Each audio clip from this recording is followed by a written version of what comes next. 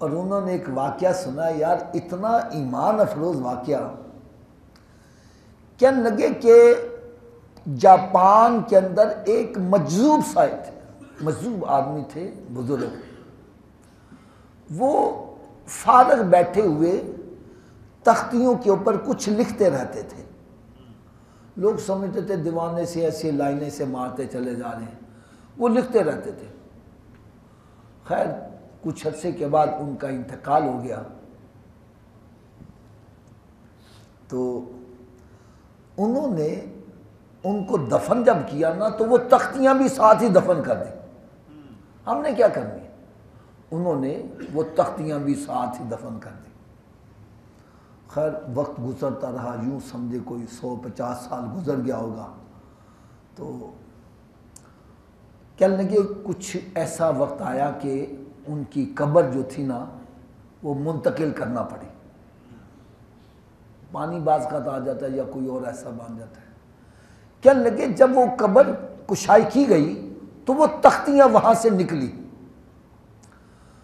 جب وہ تختیاں وہاں سے نکلی تو کہنے لگے وہ تختیوں کے اوپر جو تحریر لکھی ہوئی تھی، آپ نے جو آج سے 100 سال پہلے تحریر لکھی تھی اس میں یہ لکھا تھا کہ جاپان پر ایسے، میرا مطلب ہے حملہ ہوگا، فلاں بم گرے گا، اس طرح حکومتیں تبدیل ہوگی۔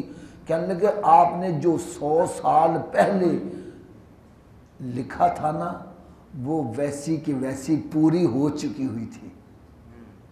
جو آپ نے تحریر پہلے لکھی تھی وہ پوری ہو چکی ہوئی تھی، اور اس تحریر کے اندر ایک یہ بھی لکھا ہوا تھا کہ سبز پگڑیوں والی ایک جماعت اٹھے گی جو پوری دنیا میں چھا جائے گی۔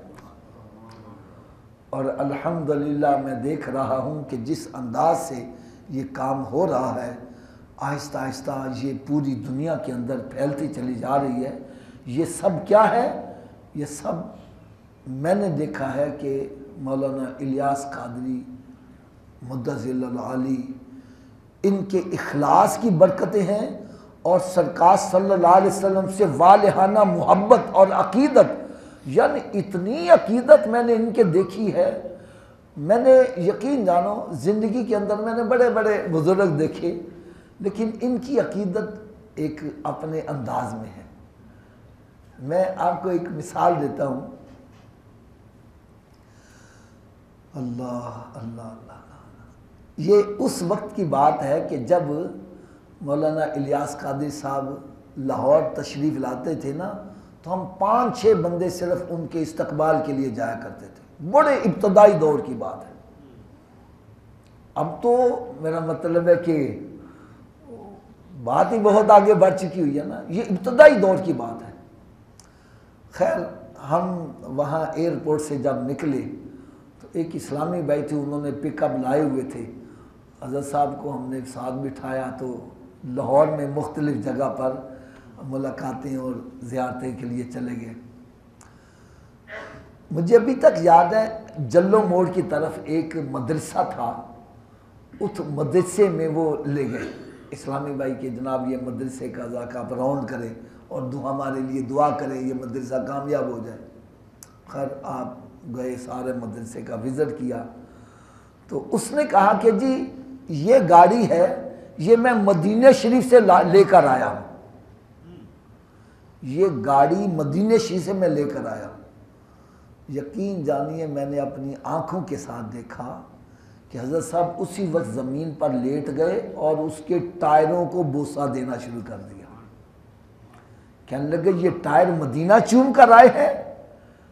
یار ایسی والہانہ عقیدت اور محبت، یہ نہیں دیکھا کہ میرے مریدین میرے ساتھ ہیں، یہ دل میں کیا خیال کریں گے، اس کے ٹائروں کو بوسہ دینا شروع کر دیا۔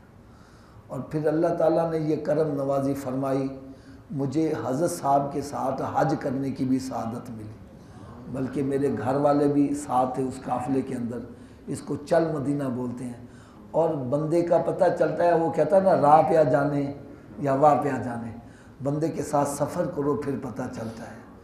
یار میں نے دیکھا ہے کہ بڑے بڑے بندے باتیں کرتے ہیں لیکن عمل کے معاملے میں وہ پیچھے رہ جاتے ہیں۔ آپ نے دیکھا ہوگا کہ یہ عموماً اشعار میں پڑھا جاتا ہے کہ خاک مدینہ دیاں کراں میں سرم سلائیاں، مدینہ شریف کی خاک کو میں سرمے کے طور پر استعمال کروں۔ یہ آپ نے سنا تو ہوگا، لیکن کبھی کو کسی کو خاک آنکھوں میں ڈالتے ہوئے دیکھا ہے؟ یار میں نے دیکھا ہے کہ جب ہمارا قافلہ چل مدینے کا چلنے لگا نا تو ہمیں اتنے اتنے بیگ دیے گئے، اور بیگوں میں کچھ ضروری چیزیں تھیں اور ان میں سرمچو بھی تھا۔ میں حیران ہوں، یار سرما تو ہے نہیں، یہ سرمچو کیوں رکھا ہوا ہے؟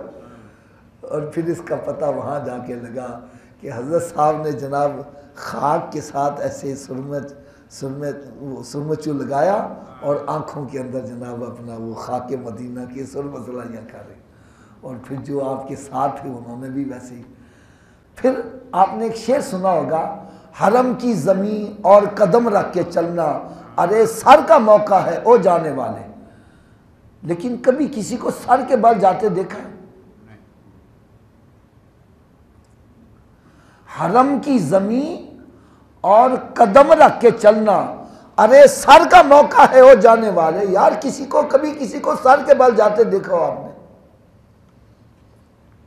لیکن میں نے دیکھا کہ یار جب ہمارا چل مدینے کا قافلہ مدینہ شریف پہنچا ہے تو گاڑی جو ہے، گاڑی فٹ پاتھ کے ساتھ لگائی گئی۔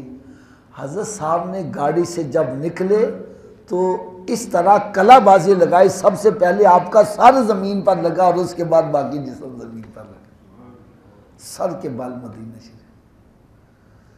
اور پھر آپ چل رہے ہیں، در و دیوار چوم رہے ہیں، خاک چوم رہے ہیں، خاک اٹھا کر بدن پر ڈال رہے ہیں۔ یہ مدینہ شریف کی تعظیم اور ان کی ساتھ والہانہ محبت اور عقیدت۔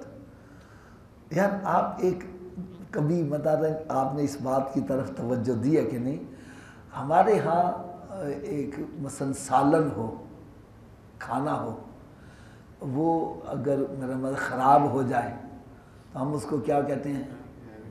باسی ہو گیا ہے، اس کو کہتے ہیں یار کھانا خراب ہو گیا۔ حضرت صاحب مدینہ شریف کے کھانے کو یا مکہ معظمہ کے کھانے کو ایسا نہیں کہتے تھے۔ کیا کہتے تھے؟ فرماتے بھائی یہ ناراض ہو گیا ہے۔ کیا ہو گیا؟ اللہ تعالیٰ نے ہمارے لیے اس کو بنایا تھا اور ہم نے اس کو قبول کرنے میں دیر کر دی، لہذا یہ ناراض ہو گیا ہے۔ یہ نہیں کہتے تھے کہ مدینے کا کھانا خراب ہو گیا، نا نا نا نا، ایسی بات ہر کس نے کہتا تھا، ناراض ہو گیا۔ آپ میں سے جو کبھی کوئی مکہ معظمہ مدینہ شریف گیا ہو، وہاں پر ایک کھجور ملتی ہے، اجوا کھجور، بڑی مشہور ہے اور بڑی قیمتی کھجور ہوتی ہے۔ اچھا، یہ کھجور کے بارے میں بھی یہ ہے کہ جو بڑے بڑے بزرگ ہیں میری بات سمجھ رہے ہوں گے، ایک وہ وقت ہوتا تھا کہ ڈالڈا گھی کوئی لے کے جاتا تھا تو کیا ہوتا تھا؟ چھپا کے لے کے جاتے تھے، چھپا کے لے کے جاتے تھے کہ لوگ کہیں گے یہ ڈالڈا کھانے والا ہے۔ بالکل اسی طرح سمجھو کہ اجوا کھجور کی یہ کیفیت تھی کہ اگر کوئی لے کے جاتا تھا چھپا کے لے کے جاتا تھا۔ اجوا کھجور سب سے نکمی کھجور سمجھی جاتی تھی۔ تو ایک مرتبہ میرے آقا صلی اللہ علیہ وسلم کے صحابی کے گھر تشریف فرما ہوئے، جلوہ افروز ہوئے، اور شکل و صورت سے بھی دیکھو نا تو بڑی بڑی خوبصورت کھجوریں، وہ آپ کو میرا مطلب ہے کہ 8-10 ریال میں 12 ریال میں کلو مل جائیں گی، اور یہ چھوٹی سی کھجور ہوتی ہے اور اس کے اوپر جھلیاں پڑی ہوتی ہیں، جس طرح ملو کے اوپر نہیں جھلیاں پڑی ہوتی اس طرح، لیکن اس کی قیمت اتنی کہ 100 ریال کلو، 150 ریال کلو، اتنی قیمتی کھجور۔ تو جب نبی پاک صلی اللہ علیہ وسلم اس صحابی کے گھر جلوہ افروز ہوئے تو وہ خوش بڑا ہوا اور پریشان بھی بڑا ہوا۔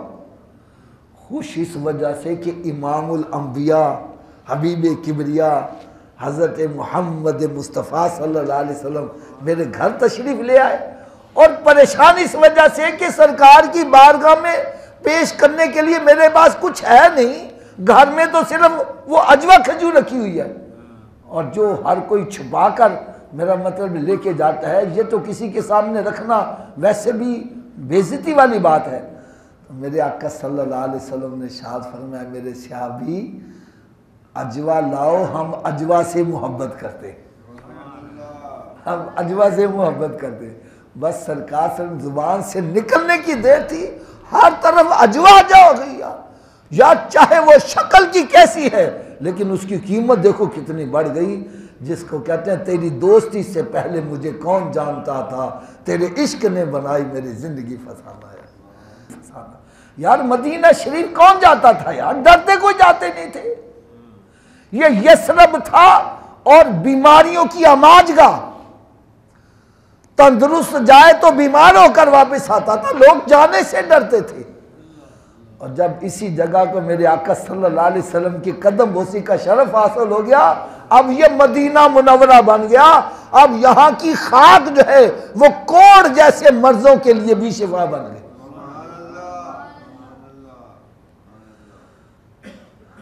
تو حضرت صاحب کا قافلہ مسجد قباء میں گیا، مسجد قباء مدینہ منورہ میں، جہاں پر 2 رکعت نفل پڑھو تو عمرے کا ثواب ملتا ہے۔ اچھا، تو وہاں پر نا وہ کوئی بندہ کھجوریں بیچ رہا تھا، عجوا کھجور، اور بڑی سستی دے رہا تھا، یعنی یوں سمجھے کہ اس کی قیمت اگر 100 ریال کلو تو وہ 20 ریال کلو دے رہا تھا۔ حضرت صاحب نے فرمایا کہ میرے ذہن میں ایسی ہی سوچ آئی، اسلامی بھائی لگے نا خریدنے، فرمانے لگے میں نے ایک کھجور ایسے کھولی نا تو اس میں کوئی مخلوق چل رہی تھی، نہیں سمجھ لگی بات۔ اب فرمان لگے کہ مدینے کی کھجور ہے، میں کیسے لوگوں کو منع کروں نہ لو۔ میں سوچ میں پڑ گیا، پھر میں نے اسلام بھائی کو اکٹھا کیا، فرمان لگے کہ بھئی یہ کھجور اللہ تعالیٰ نے انسانوں کے لیے بنائی تھی، انسانوں نے اس کو قبول کرنے میں دیری کر دی، اللہ تعالیٰ نے کسی اور مخلوق کے حوالے کر دیا، اب ان کو تنگ نہ کرو۔ سمجھانے کا انداز دیکھو کیسا پیارا، کیسا پیارا، ایسی محبت یار۔ ایک مرتبہ آپ فرمان لگے کہ مدینہ شریف میں نا آپ گھر لیتے ہیں نا رہائش کے لیے، تو اوپر والی منزل نہیں نیچے والی لیں گے ادب سے۔ اور خیر وہ ایک جگہ ایسی تھی وہاں کچھ رنگ غلط سا لگا ہوا تھا، تو اسلامی بھائی نے کہا کہ جناب باقی چیزیں صحیح ہیں تو آپ ایسے کریں یہ جگہ اوکے کر دیں تو ہم اس کے اوپر نا رنگ دوسرا کر دیں گے، وہ سپرے ملتا نا وہ لا کے انہوں نے نا سارا رنگ کر دیا، یعنی یوں سمجھے کہ وہ WC تھا اس کا رنگ سبز تھا، تو آپ فرمان لگے یہاں میں کیسے استعمال کروں گا، تو انہوں نے اس کے اوپر نا پینٹ کر کے نا تو رنگ چینج کر دیا، چینج ہو گیا۔ اب وہ جو باقی رنگ بچا تھا نا وہ سامان کے ساتھ واپس کراچی آ گیا۔ اب صاحب اکٹھے ہو گئے، یار اس رنگ کا کیا جائے، یہ مدینہ شریف کا رنگ ہے، اس کا کیا کیا جائے؟ ایک نے مشورہ دیا حضرت صاحب اس کو دیوار پر کر لیا جائے، دیکھیں گے تو مدینہ شریف کا رنگ یاد آئے گا تو مدینہ یاد آ جائے گا۔ آپ نے فرمایا یار بات تو بڑی اچھی ہے لیکن اس کا طرف پاؤں بھی ہو جائیں گے، پشت بھی ہو جائے گی، تو یہ تو چپ ہو گئے۔ پھر مختلف مشورے آنے شروع ہو گئے۔ ایک نے کہا حضرت صاحب ایسے کرو پنکھے کو یہ رنگ کر دو، اور پنکھا جب چلے گا تو مدینے کے رنگ کے ساتھ ہوا جب مس ہو کے آئے گی تو وہ کتنی برکت والی ہوگی۔ آپ نے فرمایا یار یہ تجویز تو تمہاری بڑی اچھی ہے لیکن یہ ہوا پاؤں کو بھی لگے گی۔ یار ایسا ادب سکھا۔ اور میں سمجھتا ہوں کہ ان کی مدینہ شریف سے والہانہ محبت اور عقیدت کی وجہ ہے کہ ورنہ بڑی بڑی تحریکیں اٹھتی ہیں، آہستہ آہستہ ان کی وہ اہمیت ختم ہوتی چلی جاتی ہے، لیکن اللہ تبارک و تعالیٰ اس کو جو عروج عطا کر رہا ہے